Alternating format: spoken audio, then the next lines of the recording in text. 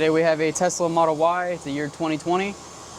This customer is wanting to do some of his own work. He just needs us to recover. So today I'll be just going through the recovery process of a Tesla.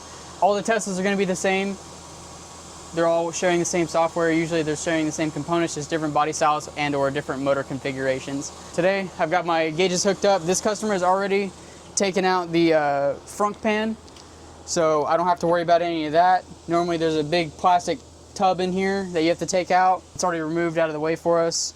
I've got my gauges hooked up, and this is our compressor here, this thing that sits on rubber bushings so it's not vibrating the car while it's running. We're gonna go ahead and start the recovery process. Jay, if you wanna hop in the passenger seat, I'll go ahead and show us how to get into the service mode. So we go into the car icon right here, push the icon or the car icon, and then you go not into service but into software. You hit that, and then you touch the Model Y or whatever model car you have. It'll make like a little water driplet into the screen, and then you just type in service. And then hit OK. It'll give you a caution, and then you go enter, and now we're in service mode. It'll shut the AC system down. Now that we've gone into service mode, now we're going to go down to thermal, and now we're going to go into the refrigerant system, and then you can just hit start refrigerant fill/drain. And then whenever you do this refrigerant fill/drain, you'll drain it out, you'll do the work you need. Say you replace the heat pump and you get the new one installed and you have it filled up, you'll go ahead and do this on the last part. So you'll hit commission heat pump, it'll go through its own cycle and open all the valves, all the fun stuff. So right now we're just gonna go into start refrigerant fill/drain. There we go. So we'll go ahead and run. Hold the right turn signal, activate position, and press down on the brake. So we're gonna hold the right turn signal, we're gonna hold the brake. For 8 seconds.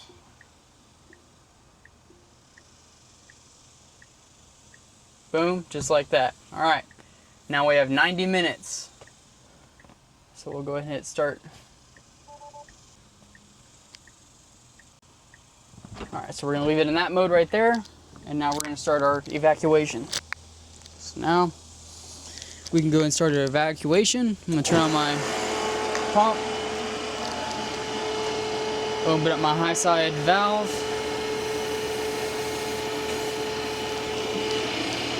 make sure that's tight. All right, leave the bottle upright, and then open up my valves,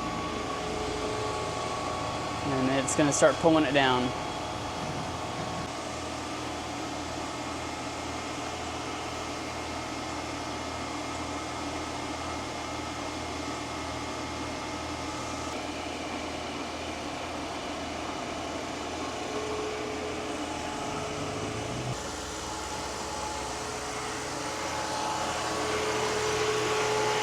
Okay, so Aaron just got here. We're gonna teach an old dog a new trick here, man. So Nick's gonna go through it again from the top. All right, so this applies to every single Tesla. It doesn't matter what model it is. So you just go here to the car icon, just touch that. It's gonna bring up all of this, and you're not gonna go into service, you're gonna go into software. So you're gonna go to software, and then you'll just hold your finger on the model, and it'll make like a water driplet. And all you do is type in service, SERVICE, service. And so we typed in service, you just get enter. And now we're in service mode, so we can service any of the systems. So now we're gonna go into thermal, and we're gonna go into refrigerant system, not HVAC.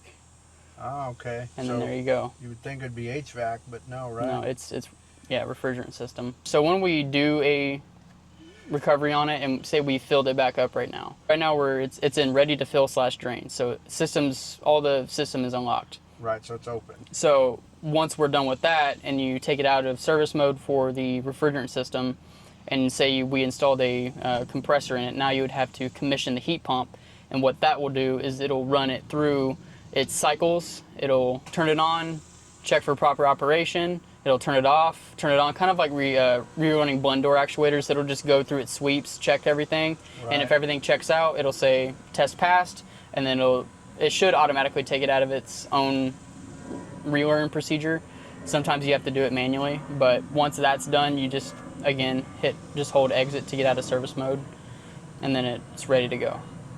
Okay. So now it's safe for him to service this car. He's going to do whatever he's got to do to it. Right. I saw on that screen there was a compressor fault. Was that, That's is because, that there because we drained it? Or yeah, is so it, when you go in to that, and say they had a leak or something, right. it should say heat pump.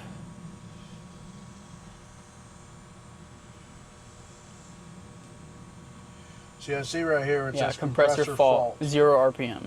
Okay. So my question is this potentially what the customer is going to service? Is this what he saw? Or was this a result of us doing this service? This is a result of us doing this service, but this will also come up when there's a leak in the system. Okay. So if it detects that there's no freon, it will throw that fault. Okay. And did this car have the correct amount of refrigerant in it when we pulled it down? Yes. So the system wasn't leaking. He does have some kind of compressor or Right. what do they call the valve body? The super, I can't remember the name. Tesla has Yeah, weird names for that things. was So does something BMW, like their capacitor that they call condensers. Yep. So, Capacitor that they call a condenser. Yeah. Wild little tiny box. yep, Yeah. because they don't use, BMW doesn't use a fan to cool off their condenser. They use the car's coolant system to Cooling cool system. off the condenser. Yeah. So when we turn that off, see, we're still in service mode. I just hit home. So if you accidentally do that, you can just go right back to this, and it'll take it out of service mode. And it'll also show this message. So refrigerant system decommissioned, HVAC limited. That'll also come up. That's just when you turn on the car and you're getting ready to drive and say you have a leak. Same thing here. It'll tell you that there's a problem. Okay. So he sees this automatically. Yep. So he knew there was an issue. Mm-hmm. Probably had it scanned. It didn't have this code when I initially started it or started the recovery.